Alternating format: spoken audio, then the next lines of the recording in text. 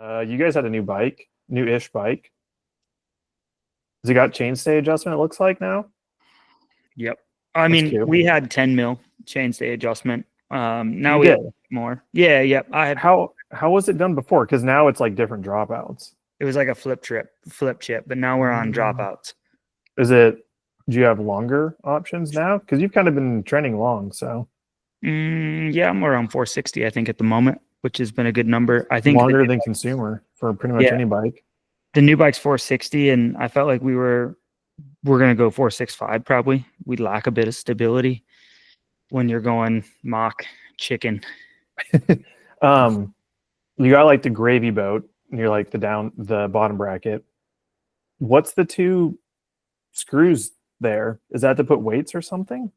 Yeah, it's for putting weights in the BB. That's pretty sick. So yeah, they just like screw in. We can do. You don't add weights though. Yeah, I run 500 grams at the bottom bracket. It's just Okay. in my down tube, so you can't see it. So what can you guys run with that option now? I think we can run up to 5 pounds, maybe, with just bolting it on. I think no, not quite that much.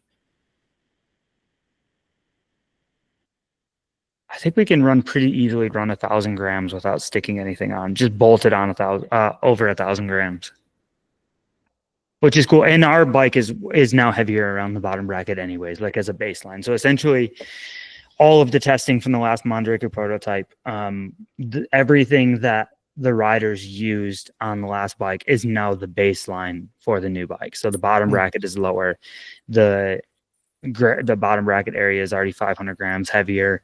What we were running with the headset cups is now the middle, and it's just like the next iteration of the bike, and all the development that we've actually done. They're actually taking the feedback, and our race engineer Pablo has done some maneuvering to make that the new baseline and change some weaknesses of the bike that we thought were needing to kind of get updated. And yeah, we still got to do some more testing, but overall the testing went pretty well with the bike. We did 2 days on it on the Andorra World Cup track, and it was definitely eye-opening because I've been such a suspension guy for so long. But some changes to the kinematic and some changes to compliance of the frame that were like really eye-opening on how much that can change ride feel. And then was only Greg riding that last weekend? Yeah, he's test rider for the bike, so he's like getting the maximum number of runs on it. Essentially, like the bike was really good in the lab, but putting real world application in a controlled environment. Sick. How much weight do you think you would actually add? Like, is there a point that you're like, I don't want my bike to weigh too much, or do you not really care if it rides well? I haven't tested it. And this is like something that's been a big question mark in my head is I've never actually made the bike heavier or lighter and done testing laps. Like maybe if you had like a 1 minute section at Fort William or a 1 minute section on a track where like it had a various, like some corners that you come out slow, some high speed sections, like have like a good 1 minute of testing that you could ride at full pace. I would really like to try it, but yeah, we haven't done any. I haven't done any testing like that. What happened to the rear axle shake weights? Are you guys still running those or no? I ran it at Andorra. It depends on the track. It's to help with a specific feeling. Like you wouldn't run it on some tracks, but you would run it on others. Like Fort William.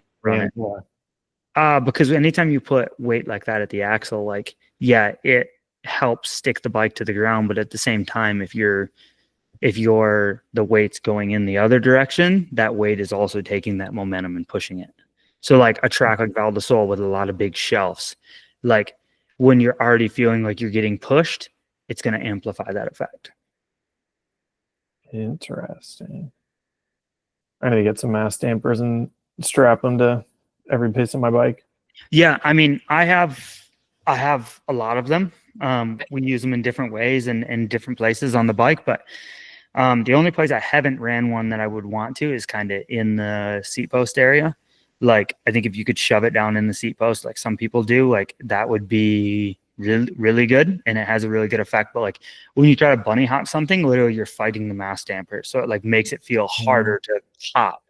But at the same time, like when you're like getting shattered and the bike is getting kind of thrown off the ground, like say like you're braking on shelves, having that weight in the frame would actually make it like stick to the ground a bit better and resist like the bike Stays rebounding into The the air. unload. Yeah. Yeah. I think just having weight at the bottom bracket helps with the seesaw in general. Yeah. That makes sense. E-bikes, dirt bikes. Mhm. It all makes sense. I mean, having a mass damper or whatever is like almost like having a crank in your dirt bike. Like it's kind of keeping everything like aligned.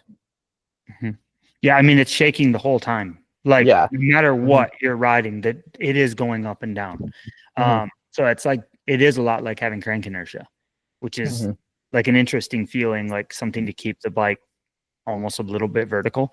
But yeah, having it at the axle is like it's incredible in some places, and then other places it's like maybe not as incredible. So it does help with like braking and some of that some feeling that you're trying to some other feelings that you're trying to amplify.